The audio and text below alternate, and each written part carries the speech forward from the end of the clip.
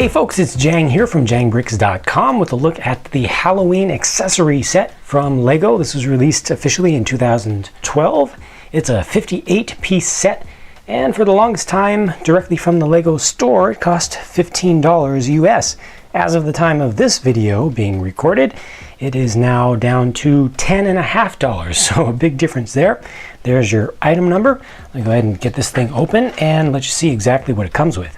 So there you have it, the full spread of items, a handful of animals here, a ghost, a witch, a zombie, got a tombstone, and you have a little bit of terrain or just foliage stuff. So let's take a quick closer look at the minifigs first. The witch is kind of the star of the show with this one, for sure. You can see that she has the green colored head with a kind of standard style of face. So definitely stands out there and is an interesting addition to the Lego minifigure line. You can see that she has the skirt piece, so it's a printed slope, and you've got some items on the front, probably a spell book and a little potion, and looks like it's been ripped and put back together.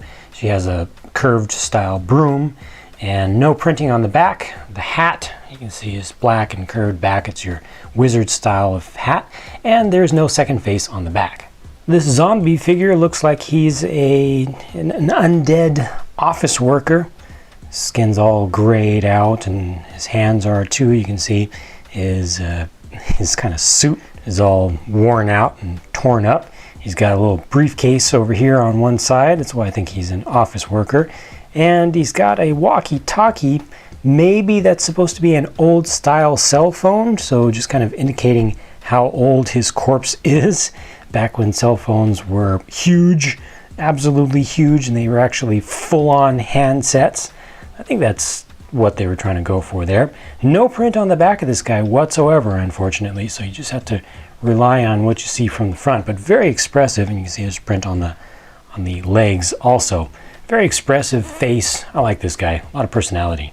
The ghost is a ghost. A little bit hard to see against the white background. Sorry about that, white on white. But the shroud is glow in the dark. You can hopefully see that it has just a slight bit of a greenish tinge to it, and that's because it's already starting to glow just a little bit.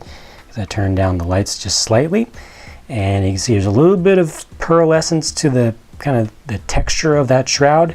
Behind there, you can see that you just have an all white torso and white hands, and just has a plate and a brick down below for kind of the body, and the headpiece is just a solid black minifig head, and the shroud goes over that. You can see he's also holding on to a chain. It's just attached to both hands. It's a light bluish gray chain, and that's just for him to rattle and make scary noises at night.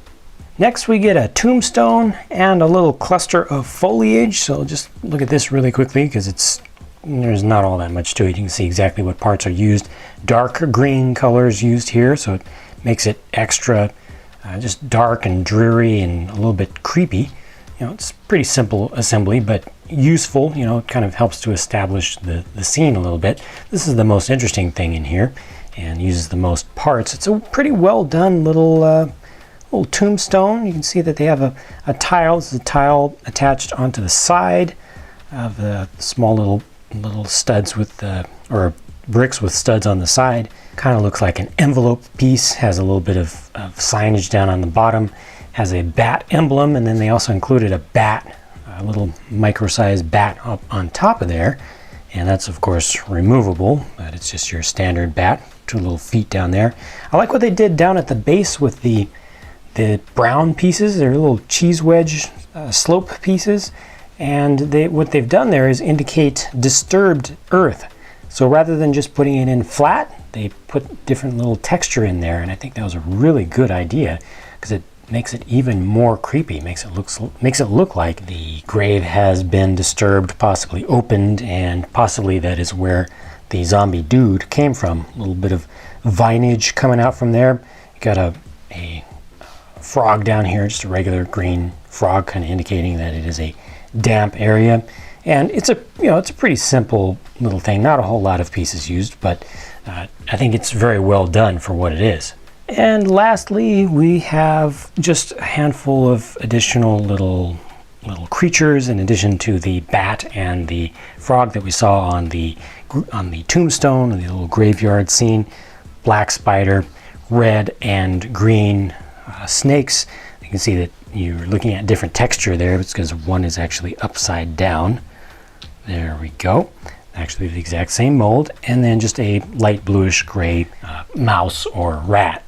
So the only thing that I didn't like about this set for the longest time was the price. At 15 bucks, it seemed really expensive for kind of 2.5 minifigures and just these small little one-piece animal bits and just a small number of other parts. It just seemed a little bit excessive. I mean, you figure the minifigs at most, counting all of them, were worth about 9 bucks. So you're talking about spending another 6 bucks for just this little stuff. Just seemed a little bit excessive to me, but now that they've reduced the price down to 10.5 directly from the store, yes, just in time for the 2013 Halloween season. If you want to set up some Halloween kind of seasonal decorations around your house, or if you have a small little Lego layout, this is perfect. And I think that the price comes out just right now, if not even a little bit on the excellent deal side. I think it's kind of subjective, but I like what you get here. I like the colors and I like the variety. So it's good stuff, and I'm happy to have this. So thank you very much for watching. Please be sure to stay tuned to watch for more videos, and you can also see updates as they come up at jangbricks.com. I typically upload 3 to 10 videos per week, so be sure to keep coming back and you will see new stuff for sure. Thanks for watching, and I'll talk to you again soon.